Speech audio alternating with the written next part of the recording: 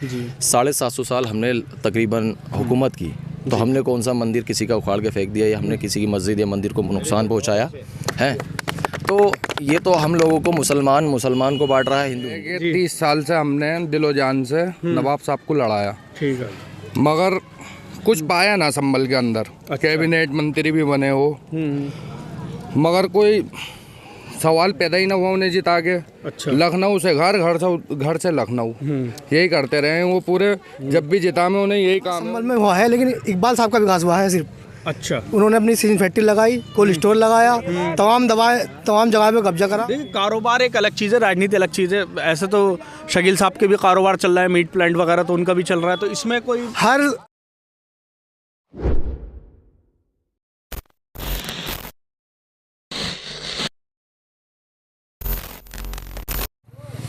फैज़ान फारूकी नाम है मेरा और आप देख रहे हैं द पब्लिक व्यू। इस वक्त मैं मौजूद हूँ पश्चिमी उत्तर प्रदेश के ज़िला संभल में, जहाँ पर कांटे की टक्कर इस टाइम देखने को मिल रही है।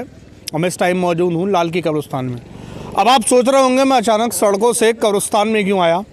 वजह सीधी सी है, 2017 में उत्तर प्रदेश के पूर्व मुख्यमंत्री अखिलेश यादव जब संभल में आए थे तो उन्होंने वादा किया था कि अगर मेरी सरकार आती है तो मैं इस कब्रिस्तान की बाउंड्री कराऊँगा। अनफॉर्चुनेटली वो हार गया और मुख्यमंत्री नहीं बन सके। लेकिन एक प्रदेश के मुख्यमंत्री के लिए सिर्फ एक कब्रिस्तान की बाउंड्री का वादा करना, एक ऐसे शहर के लिए, एक ऐसी विधानसभा के लिए जहां से लगातार उनको जीत मिल पा रही हो, ये एक बड़ी बात थी। खैर, हम यहाँ के लोगों के पास आए हैं क्योंकि आज जुमे का दिन था। जुमे की नमाज के बाद लोग अपने बुजुर्गों की कब्रों पर फातिहा पढ़ने आते हैं। हम यहाँ के लोगों से जानेंगे क्या समस्याएँ हैं उनके शहर की, किसको देखना चाहते हैं उत्तर प्रदेश का मुख्यमंत्री और किसको देखना चाहते हैं अपनी विधानसभा का विधायक, क्या उम्मीदें हैं। कब्रिस्तान से भी अलग हटके क्या मुद्दे हैं उनके, शिक्षा, रोजगार, इस तरह के मुद्दे कितना मायने रखते हैं उनके लिए। हाँ जी चाचा, क्या नाम है आपका? हैं? अरे यार तो हटो, अलग को भी क्या नाम है आपका? मोहम्मद अनीस। अनीस भाई, क्या मुख्यमंत्री के तौर पर किसे देखना चाहते हो, विधायक के तौर पर, और क्यों देखना चाहते हैं? ये जो विकास कराएगा हमारे यहाँ का, हम तो उसे देखना चाहते हैं। नहीं, बात वही तो है कि जो विकास तो बाद में होगा ना, पहले तो चुनेंगे आप। तो हम तो मेंबर शकील साहब को चुनना चाहते हैं। मेंबर शकील साहब, क्या वजह है? वजह ये है हमारे काम आते हैं वो, और गरीबों के मसीहा हैं। गरीबों के मसीहा किस तरह से है? मतलब बहुत क्या नाम है, उन्होंने मदद करी है।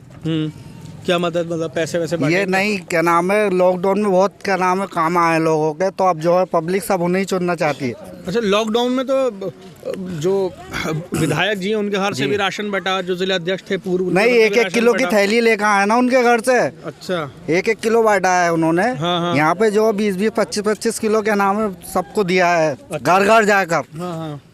तो मतलब आप उन्हें देखना चाह रहे हैं? जी बिल्कुल। मुख्यमंत्री के लिए फिर बहन जी को देखना चाह रहे होंगे? बिल्कुल जी। क्या रीजन है बहन जी को देखना चाह रहे हैं? बहुत अच्छा अखिलेश जी रीजन है। को क्यों नहीं देखना चाह रहा है? अखिलेश जी यहाँ वादा करके गए थे पहली बात हमारे ये कब्रिस्तान का, यहाँ पर कह के गए थे, बोले हम कब्रिस्तान का काम कराएंगे। उन्होंने बिल्कुल नहीं कराया। अच्छा, तो सरकार नहीं आई ना उनकी?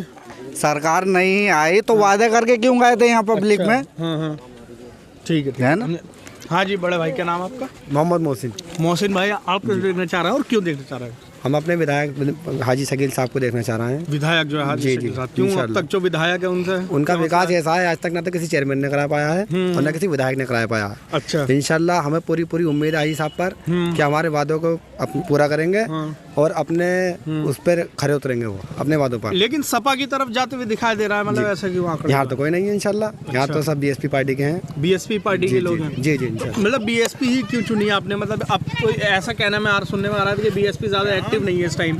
जी, हमें तो अपने नेताजी से मतलब है, जो हमारे नेताजी अच्छा सोचेंगे हमारे लिए, हम उसके लिए ही सोचेंगे। अच्छा, बेसिकली क्या जरूरत है संभल में काम की जो अब तक? संभल में हमारा रोडवेज की जरूरत है, रेलवे स्टेशन की जरूरत है, मेडिकल कॉलेज की जरूरत है। ऐसा अभी तक कोई विकास नहीं है जो मौजूदा यहाँ पर कोई पब्लिक के काम आ सके, बेरोजगारी बढ़ सके, रोजगारी बढ़ सके। हाँ जी, बड़े भाई, क्या नाम आपका? मोहम्मद सलमान। सलमान भाई, आप भी सवाल ये है कि 30 साल से हमने दिलो जान से नवाब साहब को लड़ाया, ठीक है, मगर कुछ पाया ना संभल के अंदर। कैबिनेट मंत्री भी बने हो, मगर कोई सवाल पैदा ही ना हुआ उन्हें जिता के। अच्छा। लखनऊ से घर से लखनऊ यही करते रहे वो पूरे। जब भी जिता में उन्हें यही काम है उनका। मगर हमारे मेंबर शकील जो हैं, जमीन से जुड़ा हुआ आदमी है वो। अच्छा। और हमने उन्हें चेयरमैन ही जिता के ये देखा है कि उस आदमी ने काम कराया। अच्छा। उसे कुर्सी की गर्मी नहीं चढ़ी उस आदमी को। उनने काम करा, ये देख रहा हूँ कब्रिस्तान। पहले कभी हम चेयरमैन से पहले आते थे यहाँ तो कुर्ते पजामे ऊपर करके आते थे। इतना पानी होता था यहाँ के नाव निकलने का आदेश लगता था, यहाँ नाव निकलेगी। आज मेंबर शकील ने देख लो, यहीं से ही विकास देख लो कब्रिस्तान का।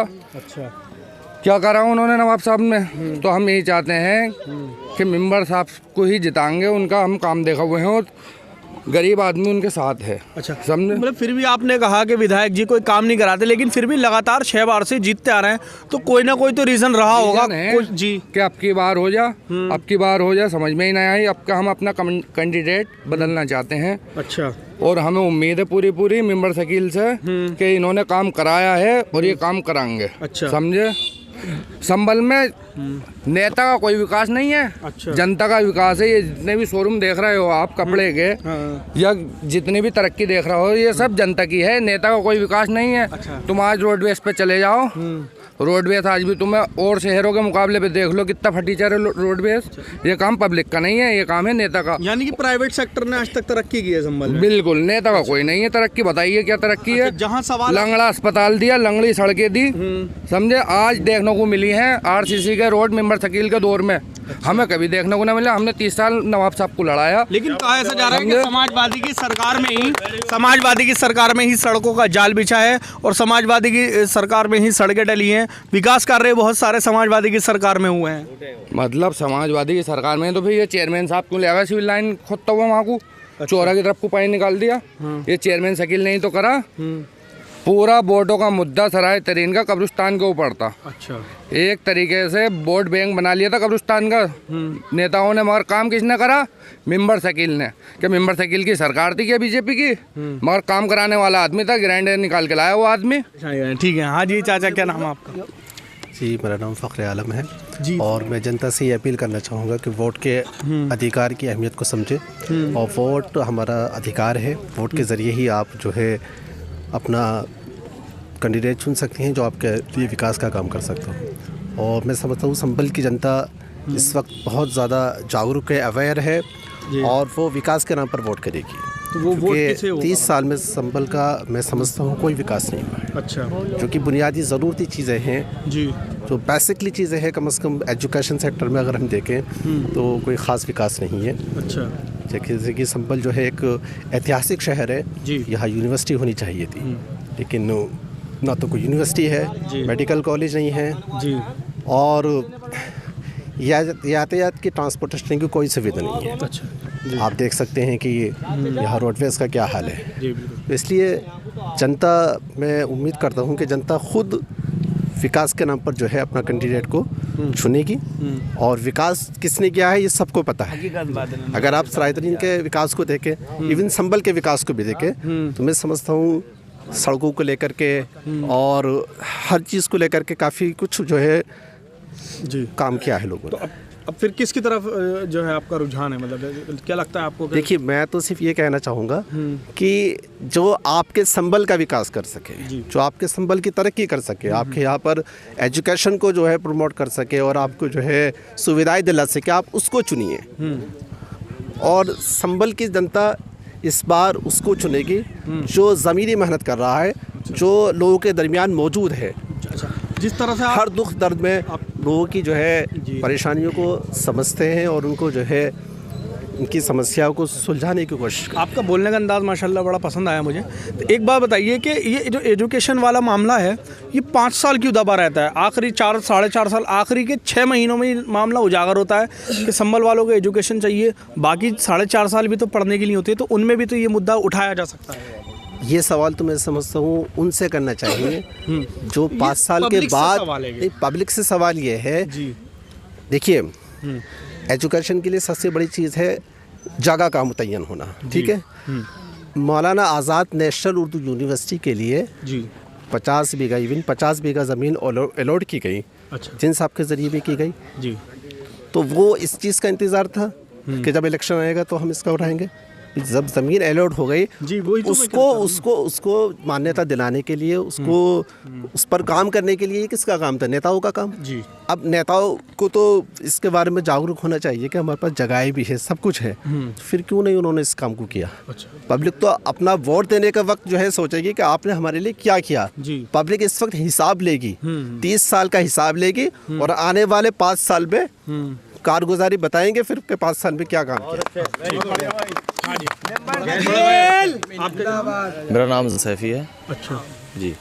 तो जैद साहब, आपके मुद्दे क्या हैं? क्योंकि आप यंग एज अ यंग के तौर पर आप क्या देखते हैं, युवा के तौर पर संभल में किन चीज़ों की कमी है और क्या चीज़ें होनी चाहिए, बहुत ज़रूरी है अभी? देखिए, सबसे ज़्यादा तो मैं यही कहना चाहूँगा कि समाजवादी से जब एक सवाल किया जाता है कि आपने क्या किया, जी।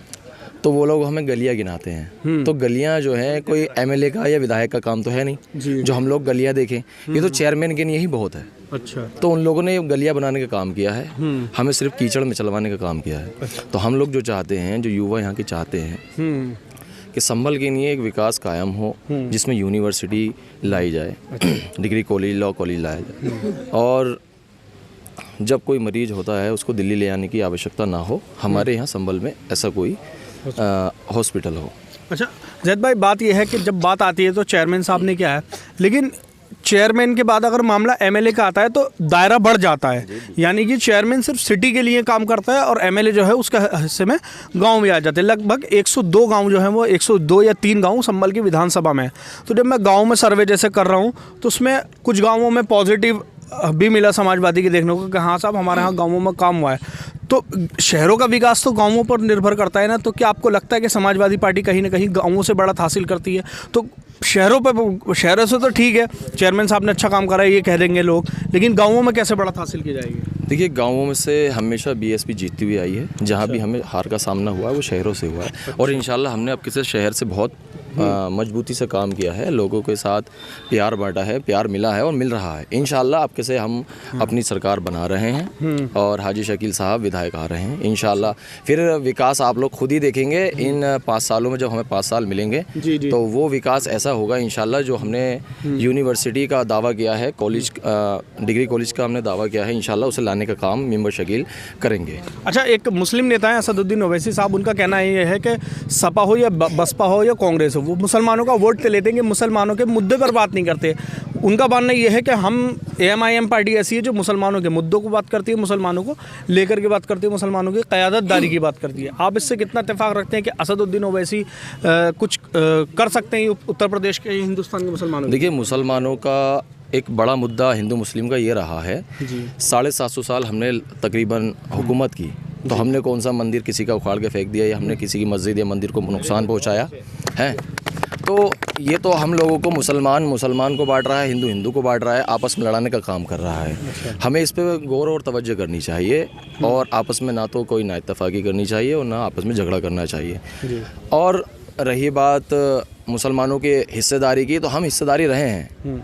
हम लोगों को आज भी पूछा जाता है, ऐसा नहीं है कि हम लोगों को पीछे डाला गया है। हम लोगों को हमेशा हर कहीं आगे खड़ा किया जाता है।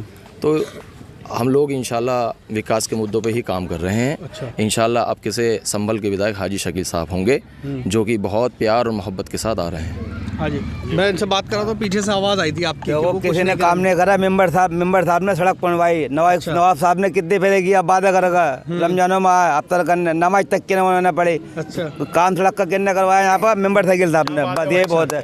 अच्छा, हाँ, बस हमारे से बोल रहा हाँ। हाँ जी, बड़ा भाई क्या नाम आपका? मोहम्मद शुएब नाम है मेरा। शुएब भाई, आप किधर जाना पसंद करेंगे और क्यों जाना पसंद? विकास संभल में हुआ है, लेकिन इकबाल साहब का विकास हुआ है सिर्फ। अच्छा, उन्होंने अपनी सीजन फैक्ट्री लगाई, कोल्ड स्टोर लगाया, तमाम जगह पे कब्जा करा उनके दलों ने। सिर्फ उनका दलों का विकास हुआ है संभल में, और कुछ विकास नहीं है। अब के इंशाल्लाह हमारे पूरा इरादा है और सलाहुद्दीन क्या सब पूरे संभल ने तय कर लिया है, हाजी शकील साहब को एमएलए बनाना है। देखिए, कारोबार एक अलग चीज़ है, राजनीति अलग चीज़ है। ऐसे तो शकील साहब के भी कारोबार चल रहा है, मीट प्लांट वगैरह तो उनका भी चल रहा है। तो इसमें कोई हर चौकी में दल्ले बैठे हुए थे, सबको पता। बहुत जमीनों का कब्जा हुआ। अच्छा, अच्छा, जो ओवैसी साहब कहते हैं कि मुसलमानों की क़यादतदारी, उससे कितना इत्तेफाक? वो ठीक है, हैदराबाद में है, उनका ठीक है, अच्छा है, अच्छी बात है। काम नहीं है, यूपी में काम नहीं है। देखो अपने स्टेट संभाले, यहाँ हमारा काम बिगड़ जाएगा। अच्छा, हाँ यानी ठीक है, यहाँ और ज़्यादा डिवीजन। हाँ बढ़ जाएगा, उससे क्या फ़ायदा होगा? हैदराबाद में ठीक है, उनकी बात ठीक है, बोलते हैं, अच्छी बात है। अच्छा, ठीक है।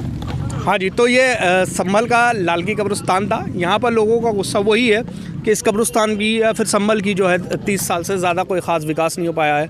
यहाँ के चेयरपर्सन मतलब उनका इंतकाल हो गया, उनकी वाइफ थी, उनके हस्बैंड जो है शकील कुरैशी साहब अब एमएलए का चुनाव यहाँ से लड़ने उनकी तैयारी है। लोग उनकी तरफ तगड़ी फाइट, कांटे की टक्कर यहाँ देखने को मिलेगी बीजेपी, बीएसपी, सपा और एमआईएम की। यही लोग अच्छी फाइट करेंगे। आने वाले वक्त में पता चलेगा पब्लिक का रुझान किसकी तरफ जाता है, जनता किसकी तरफ जाती है और कौन बैठता है संभल के एमएलए की कुर्सी पर और कौन बैठता है उत्तर प्रदेश के मुख्यमंत्री की कुर्सी पर। हमारी वीडियो आपको कैसी लगी कमेंट सेक्शन में ज़रूर बताइए। द पब्लिक व्यू देखते रहिए। जय हिंद, जय भारत।